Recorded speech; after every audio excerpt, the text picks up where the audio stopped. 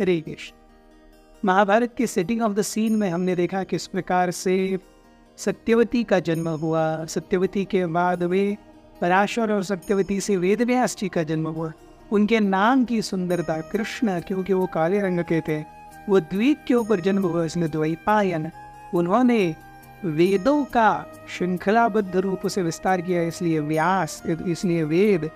और क्योंकि जब वो पैदा हुए तो उसके पूरे व्यास में कोहरे से ढके हुए थे, कोहरे से ढके हुए पैदा हुए, इसलिए व्यास। सो कृष्ण द्वैपायन व्यास।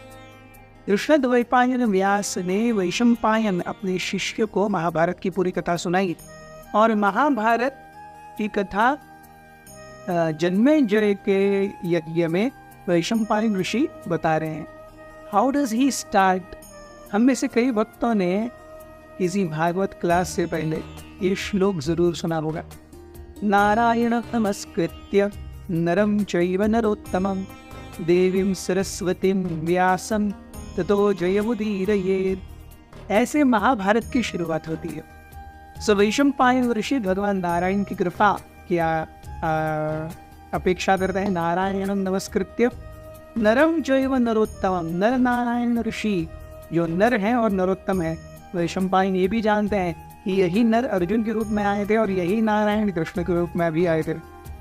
देवीं सरस्वतीं, क्योंकि वह पूरे महाभारत का बखान कर रहे हैं तो इसलिए सरस्वती, और व्यासम, अपने गुरु व्यास देव जी का आह्वान कर रहे हैं।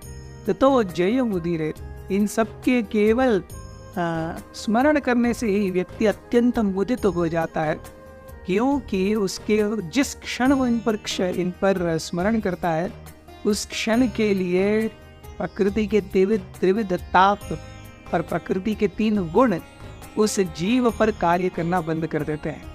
ये भगवान नाम की महिमा है। इसलिए नारायणं नमस्कृत्य नरं चैव नरोत्तमं देवीं सरस्वतीं व्यासं ततो जयमुदीरयेत्। सो महाभारत की कथा शुरुआत होती है परशुराम जी के 21 बार पृथ्वी को क्षत्रिय विहीन करने से। सो हम सोचेंगे कि अरे अगर पूरे क्षत्रिय समाप्त हो गए तो फिर क्षत्रिय आगे कैसे बढ़े? तो महाभारत वर्णन करता है कि जैसे ही परशुराम जी क्षत्रिय विहीन भूमि को कर देते, उनकी पत्नियां अच्छे ब्राह्मणों का चयन करती और ब्राह्मणों के और उन स्त्रियों के एकत्रित आने से जो क्षत्रिय आगे आए वे थे ऐसे क्षत्रिय जो उनके पिता ब्राह्मण होने के कारण वेद शास्त्रों को मानने वाले थे। सो ऐसी बहुत ही क्षत्रिय, बहुत ही सुंदर और सुदृढ़ क्षत्रिय परंपरा भूमि पर राज्य करने लगी।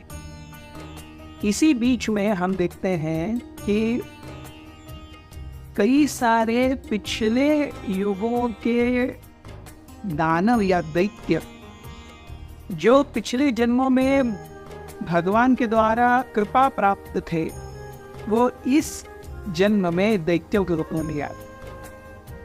सो एक बड़ी लिस्ट आती है कि कौन कौन किस रूप में आए। मैं आपको पढ़ के सुनाता हूँ, आपको भी अत्यंत रोमांच उठेगा ये लिस्ट सुन के।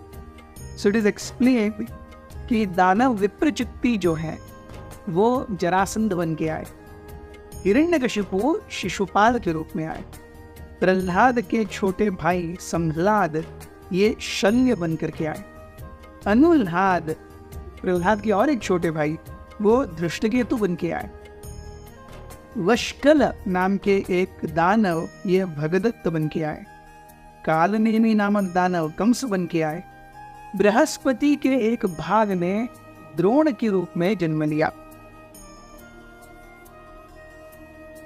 शिव, यम, काम और क्रोध ये सब मिल करके अश्वत्थामा के रूप में प्रकट हुए। द्वापर युग एक मूर्तिमंत रूप में शकुनी के रूप में प्रकट हुए। सात्यकी, द्रुपद और कृतवर्मा ये मरुतों के अंश थे। यमराज विदुर के रूप में प्रकट हुए। शुद्धि मूर्तिमंत रूप में पांडु के रूप में प्रकट हुई। कली का एक भाग दुर्योधन के रूप में प्रकट हुआ।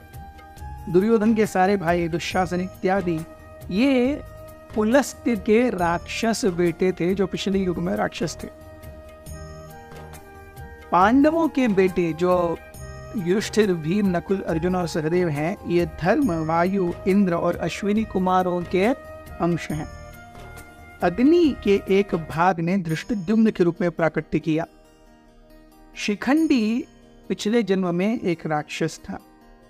विश्वदेव 5 विश्वदेव हैं और 5 विश्वदेवों ने द्रौपदी के 5 पुत्रों के रूप में जन्म लिया। सनत कुमार ये प्रद्युम्न के रूप में आए। 16,000 अप्सराएं ये भगवान की पत्नियां बनी जिन्हें नरकासुर ने किडनैप कर लिया था। लक्ष्मी देवी स्वयं रुक्मिणी के रूप में अवतरित हुई और इंद्र की पत्नी शची ये द्रौपदी के रूप में प्रकट हुई। वर्चा एक सोम के बेटे या मून गॉड के बेटे, वो प्रकट हुए अभिमन्यु के रूप में। लेकिन सो को वर्चा के भूमि पर जाने से इतना दुख हो रहा था, अरे मुझे इससे बहुत समय तक अलग नहीं रहना है, कृपया इसे जल्दी मेरे पास बुला लीजिए, मुझे वापस भेज, उसे मुझे मेरे पास वापस भेज दीजिए। तो सोम ने कहा, सोम को सभी देवताओं ने कहा, अरे भाई ये तो कार्य है भगवान का, इसमें आप क्यों इतना खलल डाल रहे हैं।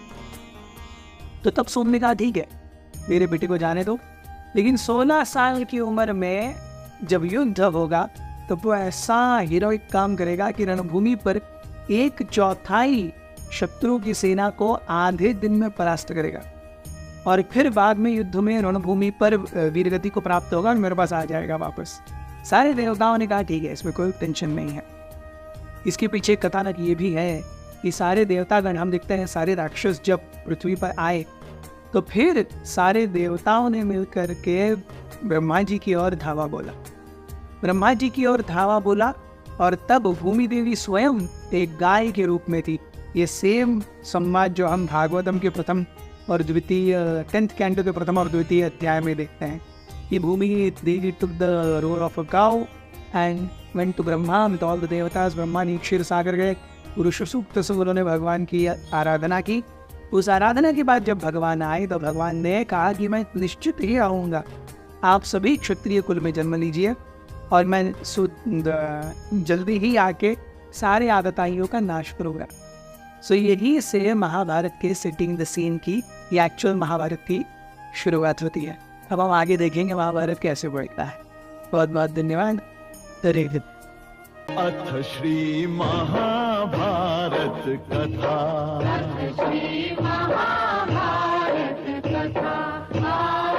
महाभारत कथा